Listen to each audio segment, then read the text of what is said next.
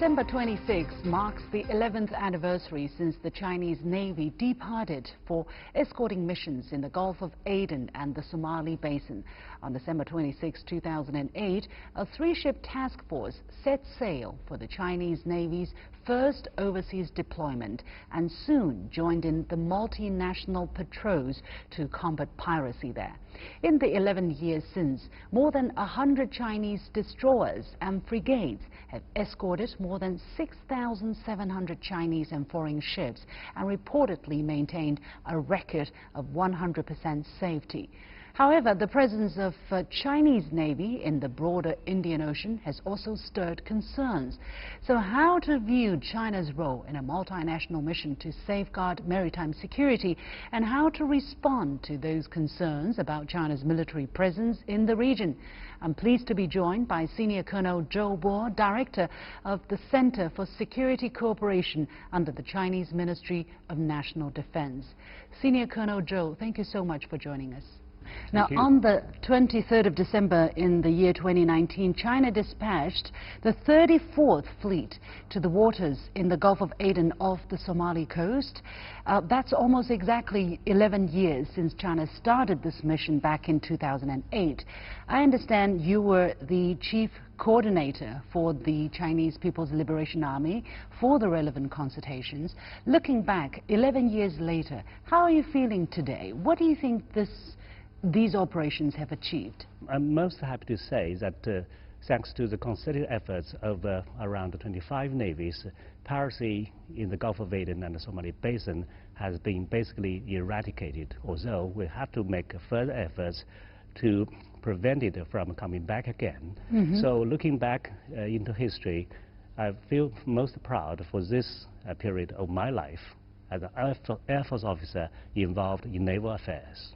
Well, according to official tally, the Chinese fleets performed over 6,700 escorts of ships through these waters, including foreign ships as well as foreign personnel. So could you recall for us what prompted China to start these operations 11 years ago?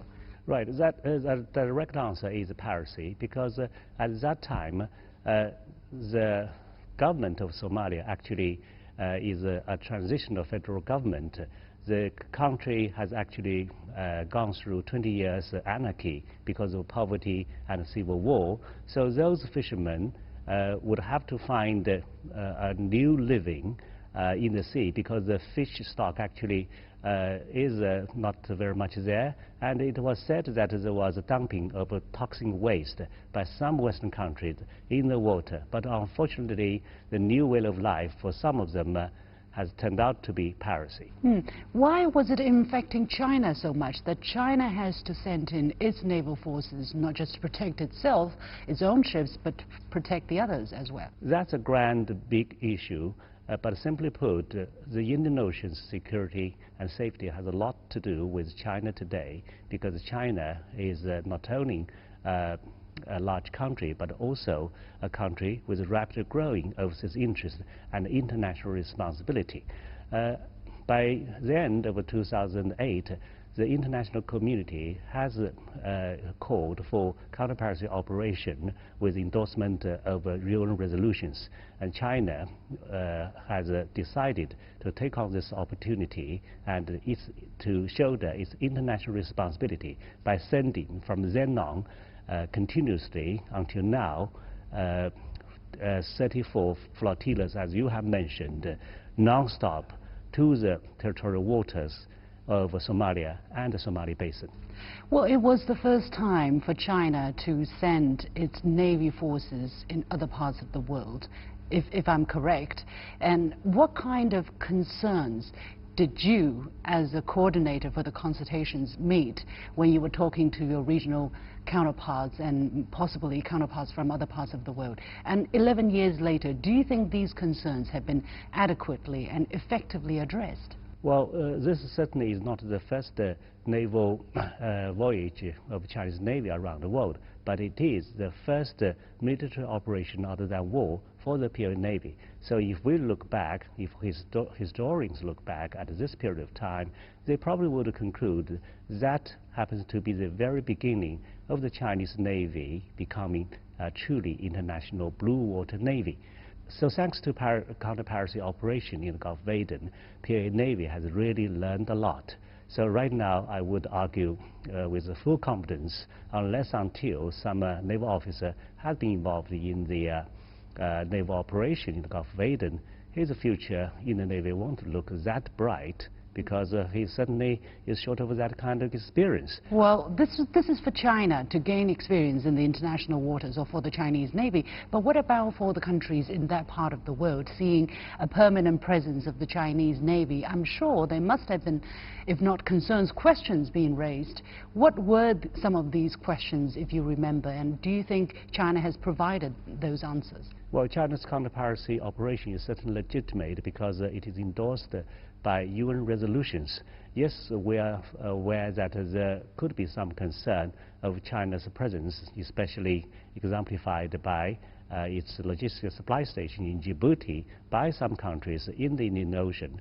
But what I can say is whether a country's presence in the other part of the region is desirable or legitimate or not depends very much on how it actually was behaving there. Because as I mentioned before, this is fully legitimate, and in fact, we, Chinese Navy, were and are cooperating with those countries who actually raise some different voices about China.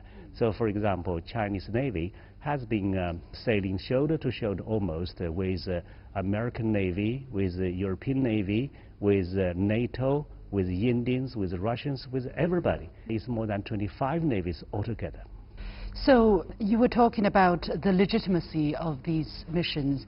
Besides the fact that you were working side by side with navies from other parts of the world, what are some of the numbers that you can give us to really prove that it has been effective, it has been necessary, it has been that's legitimate as well? If we look around the whole world, where are pirates that who are rampant? Basically, there are three places. One is in the Gulf of Aden. As I said, it's basically eradicated, although we'll have to make efforts to prevent they coming back, to make sure that they're not reversible. Then the second place in the Gulf of Guinea. And the third place is in Sulu Sea, which is east to South China Sea. So these are the facts. And for Chinese Navy, altogether, as you have mentioned, we have escorted about 6,700 ships. And out of which, what I need to stress is that half of the ships are actually foreign ships. This is remarkable in that when we send our ships to the Gulf of Aden, we only announced by the Chinese government that we would send our ships there to protect the safety of our sailors and security of the ships, and to escort ships for a World Food Program, which is a humanitarian aid to the Somali people. But the fact is, we actually have spent half of our time to escort the foreign ships. Why did you do that? Yeah, which was not found in our mission. Why would we do that? That is a good question, because the Chinese Navy want to represent China, to show that China, as a responsible power in the world, wants to show the more and more international responsibilities. Because for major power, you cannot say that I just want to safeguard my own interest, be it at home or be it abroad, but you have to show the great international responsibility. And sometimes it's very hard to distinguish your national interest from your international responsibilities. For example, in the Gulf of Aden, to escort our ships is our national interest, but we have also saved foreign ships, and we have also saved foreigners trapped in Yemen and Libya, for example. Exactly. That's what I'm going to ask you, because according to China Daily, the Chinese Navy also engaged in missions in other parts of the world in that region. For instance, in March 2015, a Chinese naval vessel evacuated 270 people of other nationalities out of Yemen. In December 2014, a Chinese fleet delivered 960 tons of fresh water to people in the Maldives. And there is also a naval hospital ship called Peace Ark, which has traveled to 43 countries and regions and provided medical services to 200,000 people. Why these missions? Is it simply to show that China is a responsible major country? None of this was envisioned in the beginning. But when you were operating there, you certainly would meet a lot of unexpected situations. And you have to think how we shall deal with this.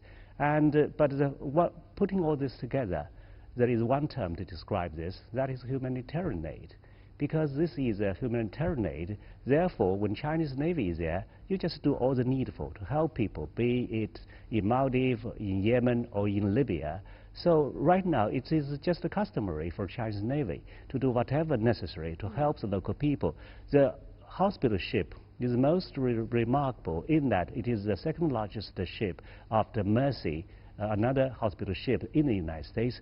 But over years, it has been sailing around the world, providing medical support to over 300,000 people.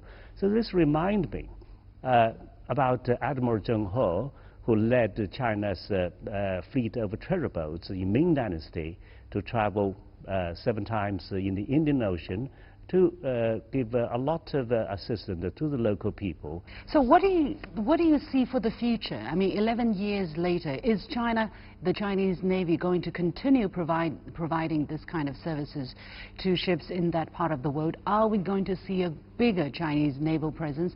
Well, let me talk about Djibouti. Yeah, logistics supply station. I would say, without counterpiracy in the Gulf of Aden, we probably would never think of establishing such a logistics station in the Indian Ocean. But what is the use of a Djibouti station?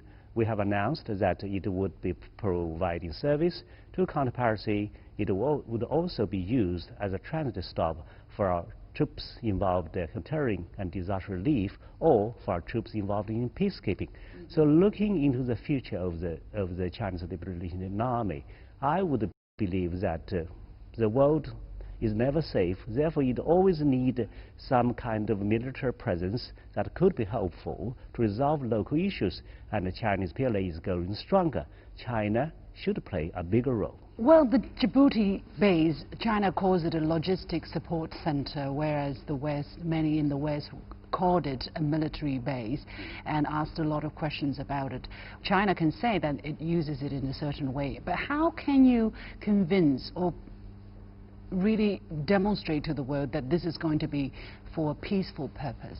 Well, because Djibouti base has been there for a few years, and the people certainly could look and see how it has been functioning. As I mentioned, it has 3 roles: for counterpiracy, for peacekeeping, and for disaster relief. And if we compare, for example, the military base in Djibouti, actually Djibouti has a lot of foreign bases. The military base in Djibouti is not far away from Chinese station or logistic base, whatever you call it. It's actually one of the center in Africa for US to send drones to strike on the terrorist targets in Eastern Africa. So far, Chinese military has been refrained from direct military attack on anybody overseas. So this is a fundamental difference. You talked about China's growing presence in the Indian Ocean. Of course, we've heard many questions being asked about it. For instance, in our neighbor in India, there are newspaper headlines such as "New threat in Indian Ocean, China to build at least 6 aircraft carriers." Clearly, some countries around the rim of the Indian Ocean don't see China's growing presence in the Indian Ocean as a blessing. What is China's consideration in that part of the world? Well, let's directly talk about China-India's relationship in the Indian Ocean. Well, first of all, probably everybody would agree Indian Ocean is not India's ocean. It's just an ocean that belongs to everybody with, no, I would not say it belongs to everybody. It depends on where it is. But certainly it has international sea lanes that could be used by anybody. China and India don't have problems at sea. Therefore, I believe this relationship actually could be handled much more easily. Besides, we 2 countries have been cooperating not only in the Gulf of Aden, but also in saving, for example, sailors, either Chinese sailors or Indian sailors. Actually, in one of the cases, the Indian Navy has been sending helicopters in a cooperation with Chinese Navy in rescuing a Chinese ship called a Full City. And on many occasions, I have expressed on behalf of PLA our gratitude toward Indian counterparts. There are also questions asked about the kind of ships that are being sent to the Gulf of Aden. For instance, some people are saying the kind of advanced ship or the scale of ships deployed are not necessary just to escort freight cargo ships or fishing vessels that are much smaller. What is the consideration in the first place about the scale or the level of sophistication in terms of weaponry for the ships to be sent to Gulf of Aden? Well, for ships to go to Gulf of Aden is not only about counter-piracy, it's also part of our naval military training. Therefore, in this regard, we have been sending all kinds of state-of-the-art ships there, including submarines. But I can also give examples. Yes, I'm aware of that. There are some Indian media which point out that China doesn't need to send, for example, nuclear submarines in counter-piracy.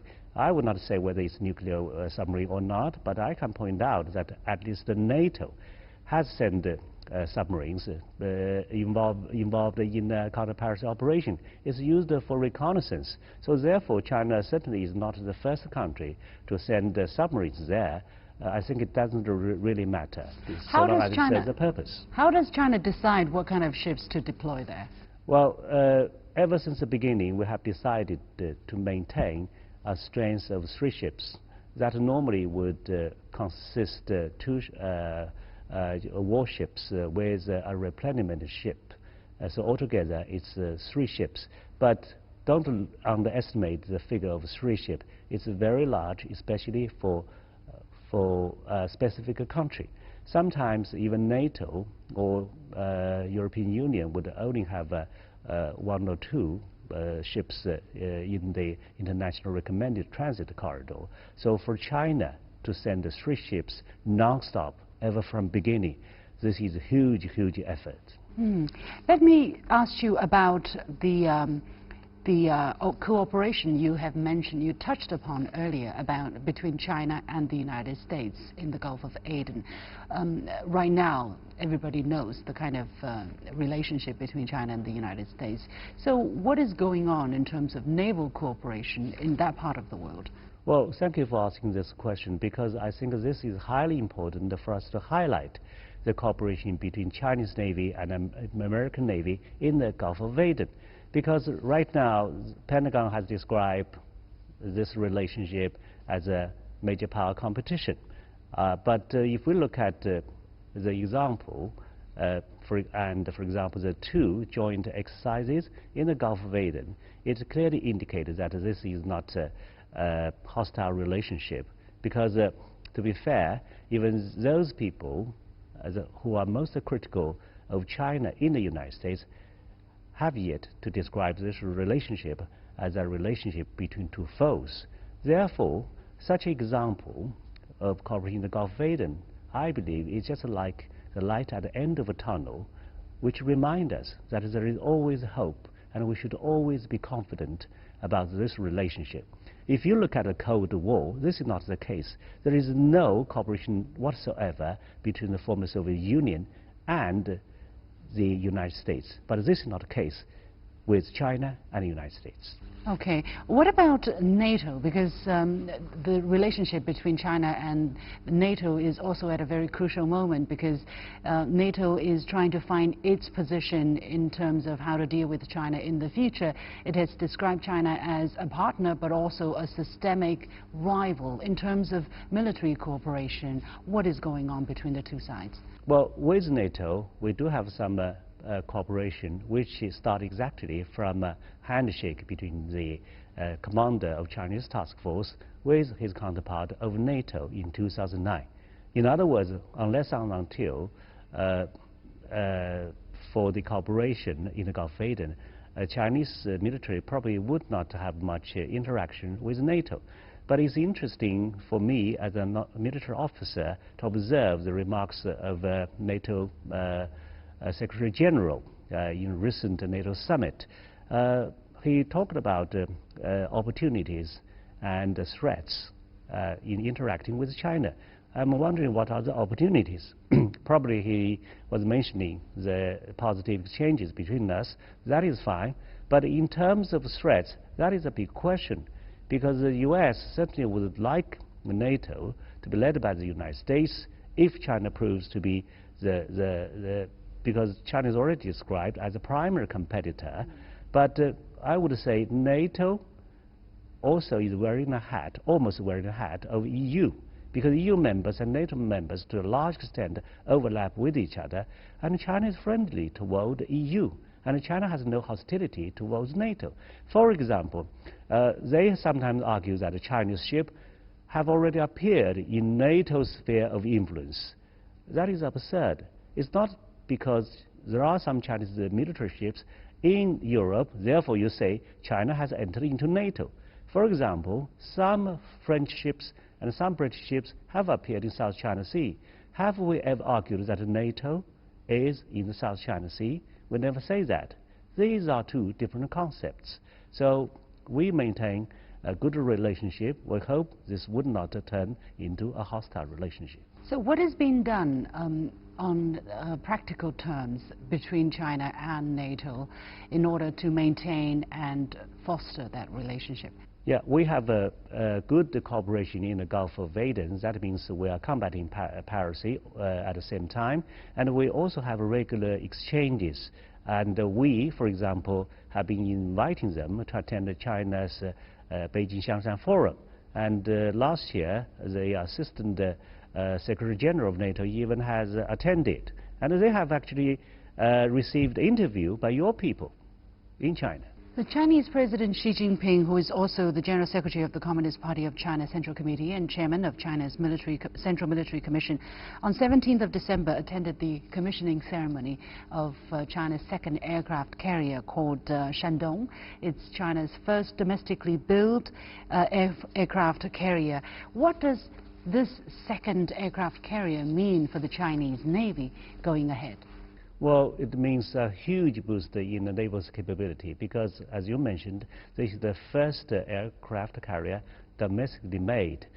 Basically, it's a reproduction of the first Chinese aircraft carrier, which was manufactured by Ukraine. But we have to figure out how a new aircraft carrier could be made. Therefore, it's basically a copycat of the Liaoning the first carrier. Yeah.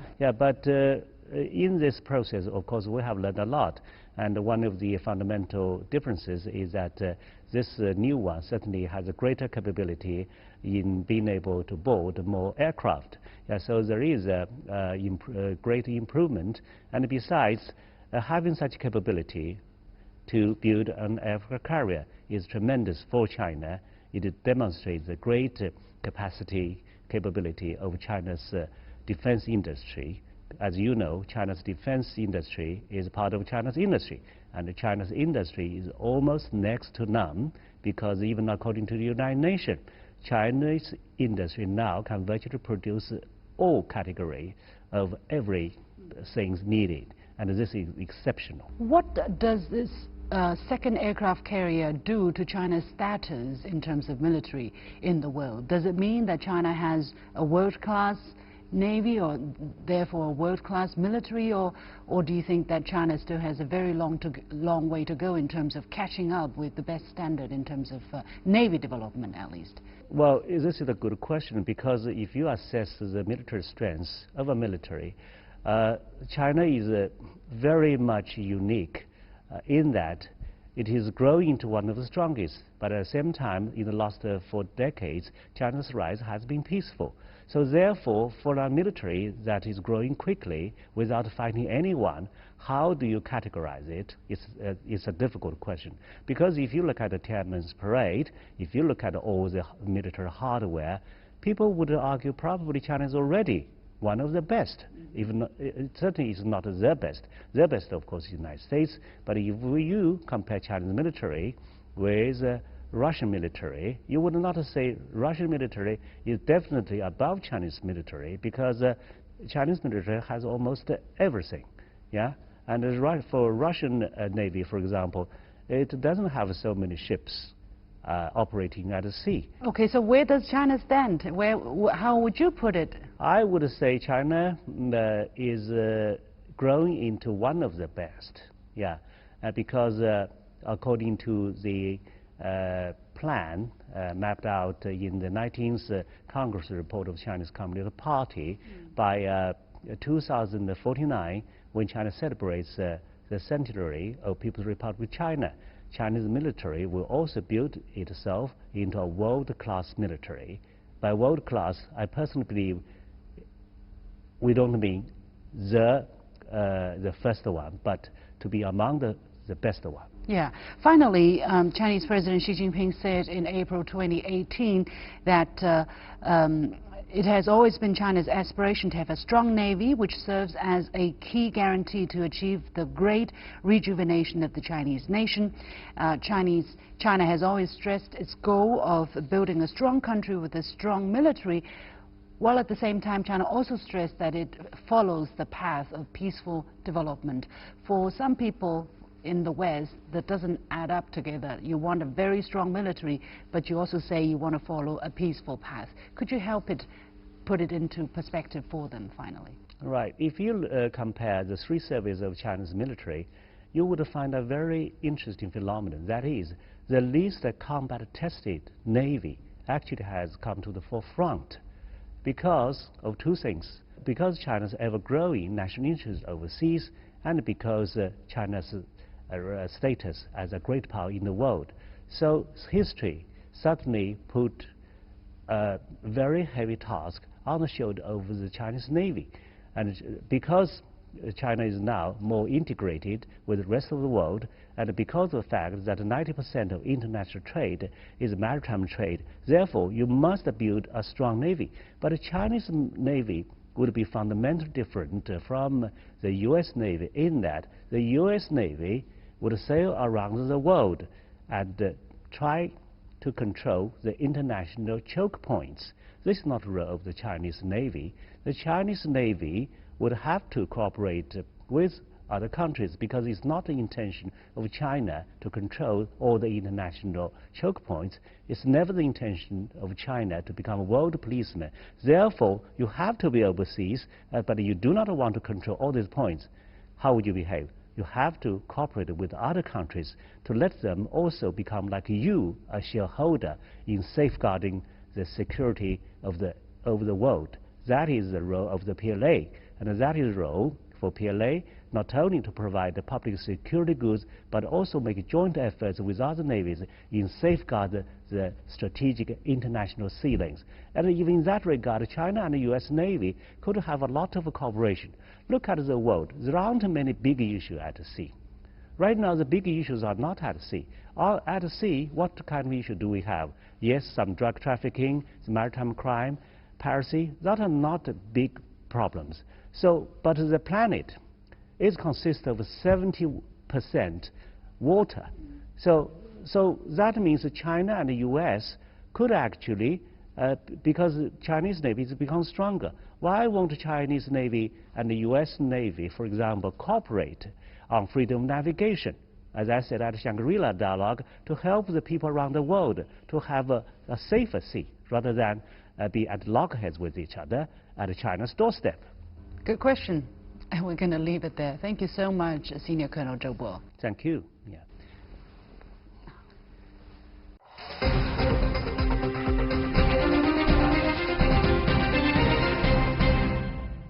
And with that, we come to the end of this edition of The Point with me, Liu Xin. As always, you can follow me on Facebook and Twitter using the handle The Point with LA. Thanks for watching. You've got the point.